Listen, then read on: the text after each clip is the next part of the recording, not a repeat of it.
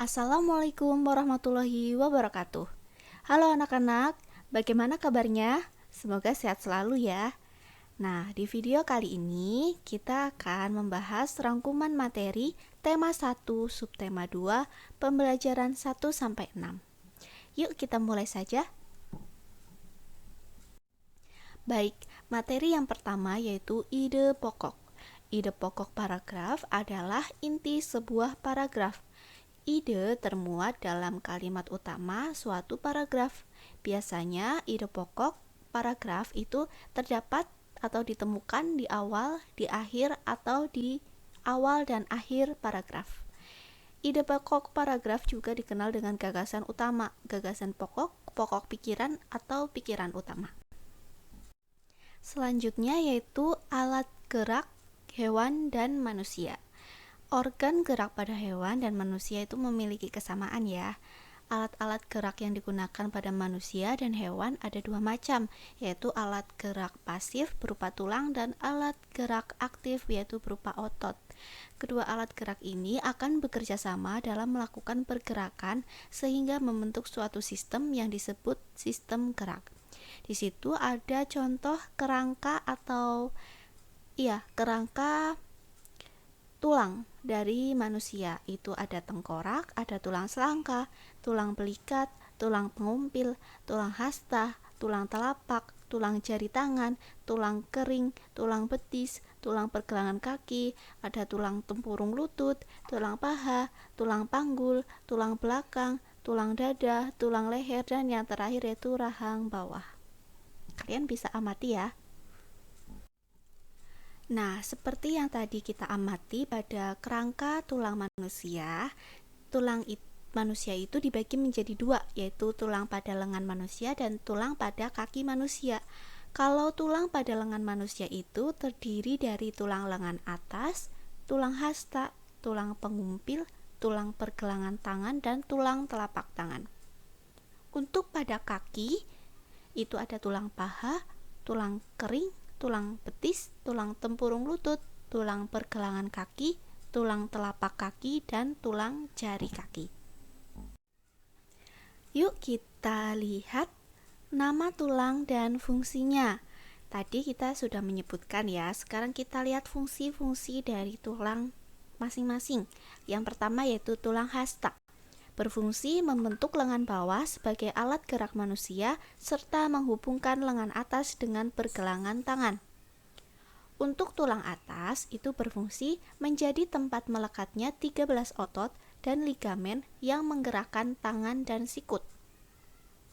Lalu tulang pengumpil berfungsi menyusun lengan bagian bawah serta menghubungkan bagian siku dengan tangan di sisi ibu jari. Lalu tulang pergelangan tangan berfungsi sebagai penghubung antara tulang tangan dengan tulang lengan bawah. Dan yang terakhir, tulang telapak tangan berfungsi sebagai penghubung antara tulang pergelangan tangan dan jari-jari tangan. Untuk selanjutnya yaitu tulang paha, berfungsi sebagai penyangga tubuh. Lalu tulang kering berfungsi menyangga otot yang berada pada area tulang kaki. Selanjutnya tulang betis berfungsi membantu tulang kering untuk menjaga keseimbangan tubuh. Lalu tulang pergelangan kaki berfungsi sebagai penghubung antara telapak kaki dan tulang tungkai bagian bawah. Lalu tulang telapak kaki berfungsi untuk aktivitas bergerak manusia seperti berdiri, berjalan, dan lainnya. Dan yang terakhir, tulang jari kaki berfungsi untuk menjaga keseimbangan tubuh. Nah, kita masuk ke materi selanjutnya yaitu cover atau sampul buku. Cover atau sampul buku merupakan cerminan dari keseluruhan buku. Cover atau sampul buku merupakan bagian terluar dari buku yang terdiri atas dua sisi yakni depan dan belakang. Cover yang baik adalah yang bisa memengaruhi dan menarik minat orang untuk membaca isi buku secara keseluruhan.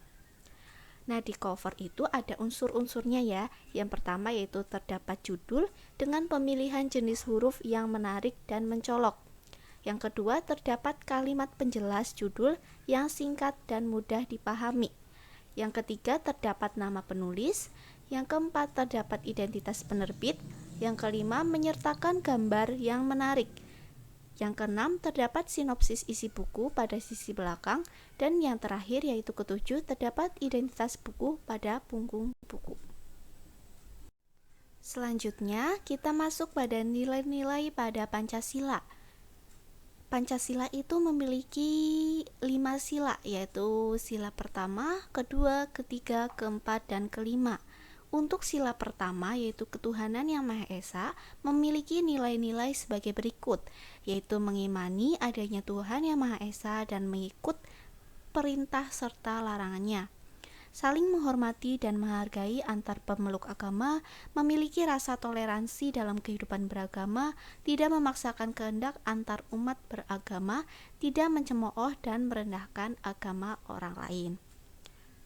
Untuk sila kedua, yaitu kemanusiaan yang adil dan beradab, memiliki nilai-nilai sebagai berikut, yaitu seluruh rakyat Indonesia memiliki hak yang sama di mata hukum, agama, masyarakat, dan lainnya. Tidak ada perbedaan sosial antara sesama rakyat Indonesia, mengutamakan sikap tenggang rasa dan saling tolong-menolong, menjunjung tinggi nilai kemanusiaan antar rakyat Indonesia, dan saling menghargai pendapat. Selanjutnya yaitu sila ketiga, Persatuan Indonesia. Nilai-nilai yang terkandung pada sila ketiga yaitu menggunakan bahasa Persatuan Indonesia, memperjuangkan dan mengharumkan nama negara Indonesia, cinta terhadap tanah air, mengutamakan kesatuan dan persatuan, dan berjiwa patriotisme dimanapun kaki berpijak. Selanjutnya yaitu sila keempat, kerakyatan yang dipimpin oleh hikmat kebijaksanaan dalam permusyawaratan perwakilan, memiliki nilai-nilai sebagai berikut, yaitu pemimpin bangsa Indonesia harus bijaksana, mengutamakan kekeluargaan, kedaulatan bangsa berada di tangan rakyat, kebijakan dalam mengambil solusi, keputusan bersama pengambilannya harus melalui musyawarah, dan tidak memaksakan kehendak. Dan sila yang terakhir yaitu sila kelima, keadilan sosial bagi seluruh rakyat Indonesia.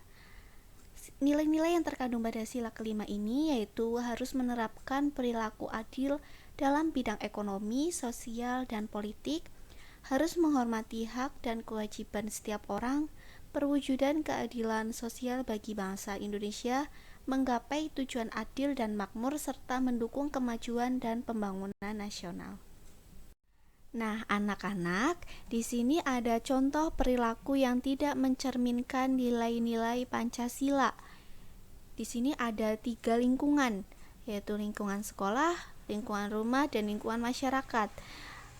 Pada lingkungan sekolah, itu contohnya memilih teman hanya yang kaya saja, tidak mau meminjamkan peralatan sekolah kepada teman, menyontek, berkelahi, tidak mau mengikuti upacara bendera, dan mengejek teman.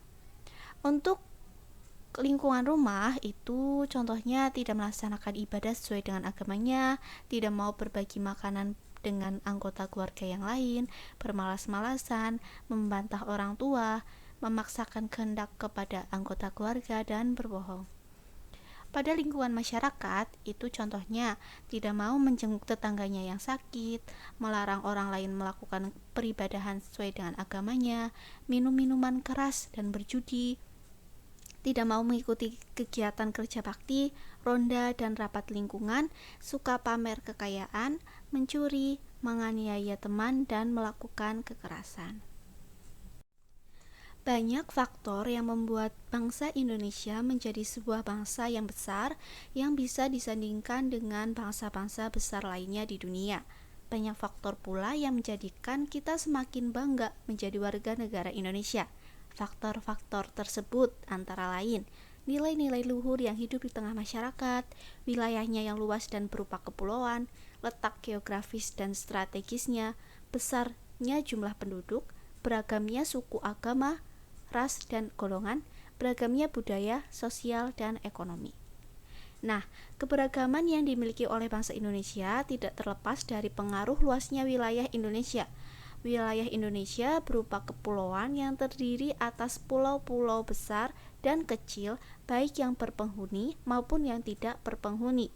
Meskipun demikian, keberagaman ini bukanlah menjadi pemecah, justru menjadi pemersatu bangsa dengan berlandaskan Pancasila. Nah, selanjutnya kita masuk ke bentang alam secara umum per pulau. Untuk Pulau Jawa, ada bagian gunungnya yaitu Slamet, Sindoro, Arjuno, Merapi, dan lain sebagainya. Untuk lembahnya itu ada Dieng, Kaliurang, Posong, dan lain sebagainya. Untuk bukit ada Sumedang, Kidul, Moko, sungai itu Serayu, Cisadane, Citarum, Citandu, dan lain sebagainya. Dataran rendah itu ada Surakarta, Semarang, Madiun, dan lain sebagainya. Dan bagian pantai itu ada Pelabuhan Ratu, Pangandaran, Anyer, dan lain sebagainya. Nah, untuk Pulau Sumatera, bagian gunung ada Kerinci, Krakatau, Kembar, dan lain sebagainya. Terus lembah ada Asahan, Anai, Arau, bukit ada Barisan, Pasai, Kayangan, sungai ada Musi, Alas, Bangko, dataran rendah ada Air Hitam, Danau Emas, Anggi Gici, dan lain sebagainya. Dan pantai itu ada Bintan, Cermin, Air Manis, dan lain sebagainya. Selanjutnya yaitu Pulau Kalimantan. Bagian gunung itu ada Tikung, Niut, Kelam, Asing, lembah ada Kahung, Bawang, bukit ada Nyiut, Poteng, Batu Daya, sungai ada Sesayap, Kapuas, Mahakam, dataran rendah itu ada Ketapang, Kulau, Kapuas, Serong, pantai ada Beras Basah, Biduk, Lemaru, dan lain sebagainya. Nah, lalu Pulau Sulawesi, gunungnya itu ada Sikolong, Sesean, Balease, terus lembah itu ada Biru, Lemara, Lemelu, bukit ada Luwu, Barui, sungai ada Tutul, Poso, Girirang, Laini, dataran rendah itu Mamuju, Bulukumba, Baru, pantai ada Nirwana, Dato, Losari, dan lain sebagainya.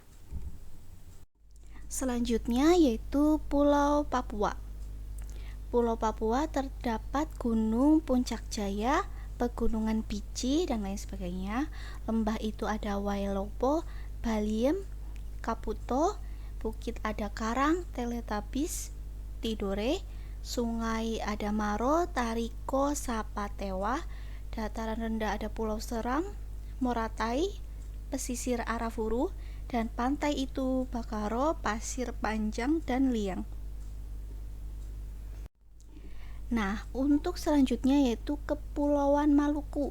Gunungnya itu ada Gamalama, Hiri Sahuai, terus lembahnya ada Manusera, Wayapo, Argo, bukitnya ada Durian, Fora Madiahi, terus sungainya ada Apu, Yalua, Sarafo, dataran rendahnya ada Pulau Seram, Ambon, Maluku Utara, dan pantainya itu ada Natsepa, Ngurtafur, dan Sopapel. Lalu Pulau Bali. Pulau Bali memiliki Gunung Batur, Agung, Batu Karu, dan lain sebagainya. Terus lembahnya ada Tukat Melangi, Pantunan, bukitnya ada Lingga, Abah, Jambul, sungainya ada Telaga Wajah, Badung, Ayung, dataran rendahnya ada Buleleng, Gianyar, Tabanan, pantainya ada Sanur, Kuta, Nusa Dua, dan lain sebagainya. Nah, yang terakhir yaitu Kepulauan Nusa Tenggara. Memiliki Gunung Rinjani, Tambora, Kalimutu, lembahnya ada Hijau Lombok, Rinjani, Paundoa, bukitnya ada Batu Hidung, Cinta, Mando, sungainya ada Putih, Waikomo, Wajalu, dataran rendahnya ada Lopok, Taliwang, Sumbawa Besar, dan pantainya ada Trawangan, Sekotong, Koka, dan lain sebagainya. Selanjutnya yaitu keadaan iklim di Indonesia secara umum. Iklim musim dipengaruhi oleh angin musim yang berubah-ubah setiap periode waktu tertentu. Biasanya satu periode perubahan adalah 6 bulan sekali untuk di Indonesia ya. Nah, iklimnya itu dibagi menjadi dua, yaitu iklim laut, terjadi karena Indonesia memiliki wilayah laut yang luas. Iklim Indonesia sangat dipengaruhi oleh laut dan lautan. Laut dan lautan Indonesia mengakibatkan tingginya penguapan. Wilayah yang memiliki tingkat penguapan yang tinggi juga akan memiliki curah hujan yang tinggi. Lalu selanjutnya itu iklim panas, terjadi karena Indonesia berada di daerah tropis. Suhu yang tinggi mengakibatkan penguapan yang tinggi dan berpotensi untuk terjadinya hujan. Nah, selanjutnya yaitu persebaran flora di Indonesia. Flora di Indonesia itu ada dua jenis, yaitu Indo-Malayan dan Indo-Australian. Untuk Indo-Malayan meliputi kawasan Indonesia bagian barat, yaitu Kalimantan, Sumatera, Jawa, Bali. Karakteristiknya yaitu jenis meranti-rantian sangat banyak, terus terdapat berbagai jenis rotan, tidak terdapat hutan kayu putih, jenis tumbuhan matoa sedikit jumlahnya, jenis anggrek sedikit jumlahnya, terdapat berbagai jenis nangka dan tidak banyak tumbuhan sagu. Untuk Indo-Australian meliputi kawasan Indonesia bagian timur, yaitu Sulawesi, Maluku, Nusa Tenggara, dan Papua. Untuk karakteristiknya yaitu jenis meranti-rantian itu hanya sedikit, tidak terdapat berbagai jenis rotan, terdapat hutan kayu putih, terdapat berbagai jenis tumbuhan matoa, jenis anggreknya banyak, tidak terdapat jenis nangka, dan banyak terdapat tumbuhan sagu. Selanjutnya yaitu persebaran fauna di Indonesia. Untuk persebaran fauna di Indonesia itu ada 3, yaitu fauna Indonesia bagian barat atau tipe Asiatis, fauna Indonesia bagian tengah yaitu tipe peralihan, dan fauna Indonesia bagian timur tipe Australik. Untuk fauna Indonesia bagian barat atau tipe Asiatis mencakup wilayah Jawa, Sumatera, Bali, dan Kalimantan. Banyak ditemui mamalia yang berukuran besar, reptil, burung, dan ikan tawar.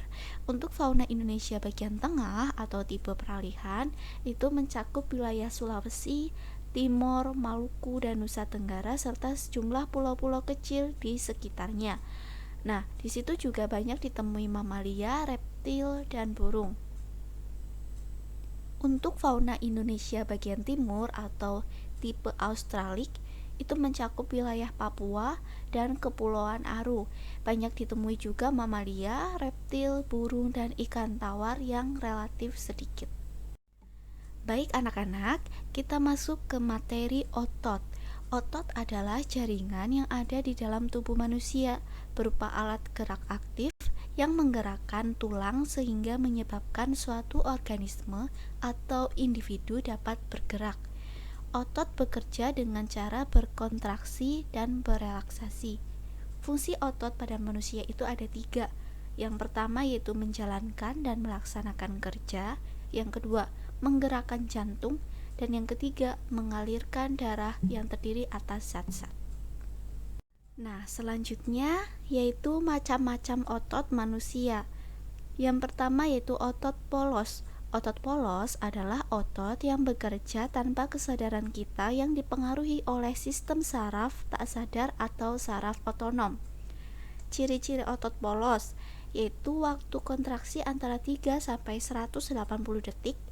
Bentuk dari otot polos adalah gelendong, terletak pada organ dalam, memiliki satu inti sel yang berada di tengah. Pergerakannya dari otot polos itu lambat dan mudah lelah, dipengaruhi oleh saraf otonom. Otot polos biasanya berada pada bagian usus, saluran peredaran darah, dan otot di saluran kemih, serta tidak diperintah oleh otak atau tidak dipengaruhi oleh otak. Nah, selanjutnya atau yang kedua yaitu otot lurik.